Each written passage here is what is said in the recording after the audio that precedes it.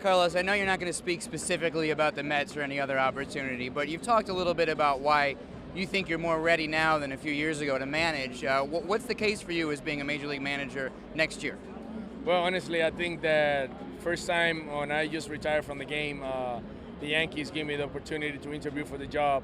I wasn't thinking about it. So this time around, I feel like I'm more prepared by working in the front office from the Yankees, being able to see where baseball is going, being able to see the way the information, the value that information has on players and how you can make good decisions to put the guys out there in a position to be successful. So I do feel that, I'm in a good position. I know that experience as a manager is not there, but I played 20 years in baseball, so I got to be able to be proactive in the clubhouse, dealing with situations and in the clubhouse and being able to work on how important chemistry is in the clubhouse. So those things, I feel like I had them down.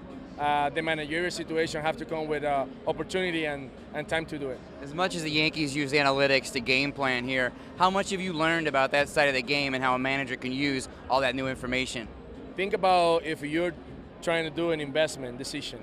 You want to have information to make sure you make a good decision. So it's the same thing. Analytics is the same.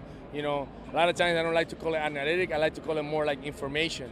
And the players also, when they hear that word, they're more receptive to receive that information, to understand what are they doing right, what are they doing wrong, and make adjustments, because baseball is about making adjustments.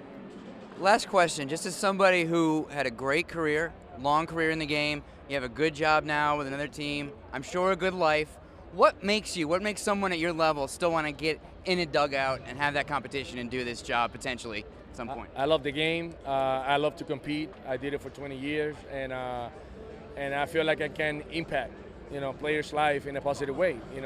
There's no doubt that as a manager, you're going to have your moments where you might need to sit down and have a talk conversation with a player.